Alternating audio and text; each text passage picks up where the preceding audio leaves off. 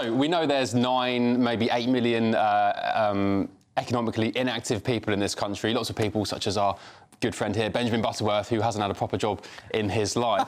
A great idea in Walsall, the West Midlands. The local council there have said that perhaps these people, whilst they're looking for work, and they're able to, not including those who are incapacitated, of course, should get out and scrub Britain clean, litter picking, mowing public lawns, cleaning graffiti, painting old buildings. I think, guys, this is a great idea to get people off their backsides, off their sofas, stop watching Loose Women.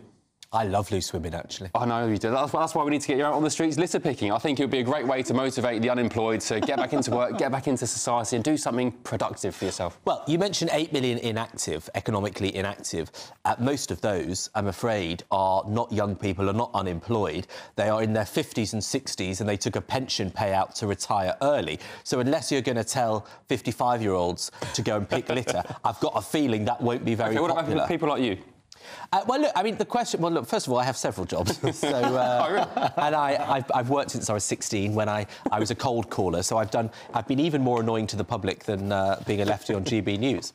What I would say is that, you know, I think this dehumanises people who come in unemployed. It does not mean they're a scrounger. It doesn't mean they're lazy. No one's calling them scroungers. It might well mean that they need help. They might need... If they have long-term sickness, long-term mental health issues, I think the state should help those people. The state do help them by paying them universal credit. And why is it such an awful idea to say, if you're on universal credit and you're fit and able, go out and do something for your community? Why would you be against Look how scruffy some of our local towns are. Seaside towns. I live in a seaside town, and infamously in this country, seaside towns are, you know, very neglected. There's all sorts of work that needs doing around my neck of the woods, Benjamin. I thought you were talking about your neck of the woods being the nicest place in the country. No, it's full of nice people, Albie, but not of the London ilk. So we could put high vis on you, Benjamin, give you a litter picker stick, and you can get to work.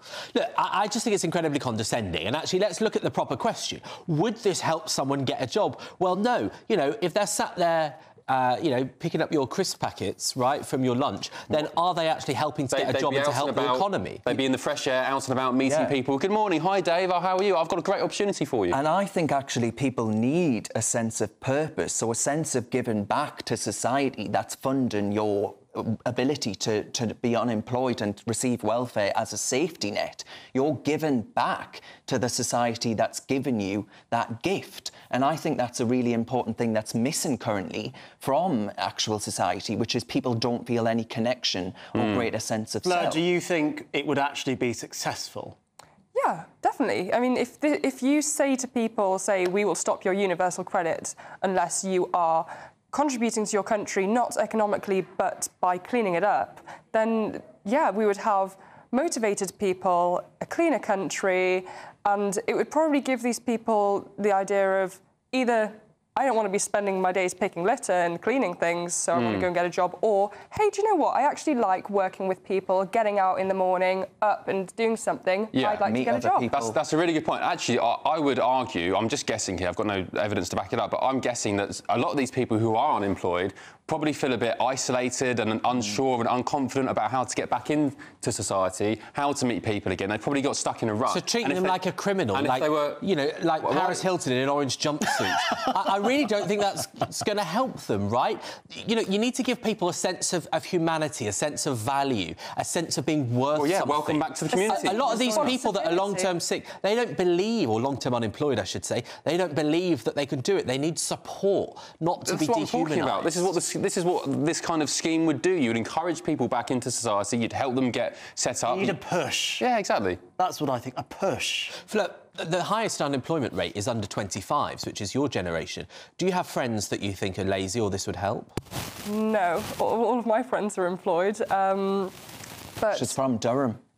We're all employed. Yeah, everyone gets... The pause of not knowing where that was going, but yeah. We're not down the mines anymore, but there's so many small businesses, I think is huge in the North East, which you don't see as much. But do you think there is? I mean, I'm not saying I think this, but a lot of people would say the younger you get, the lazier people are, the more work shy they are. Do you think there's any truth?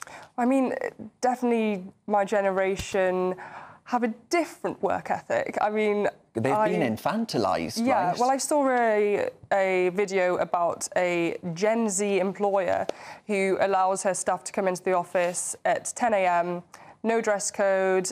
If they want to have Netflix film on in the background, that's fine, as long as they're getting the work done. I'm not quite sure how productive that would actually be, but if it works for her company, then... You've just described Benjamin Butterworth. I turn up a lot later than 10 a.m. All right.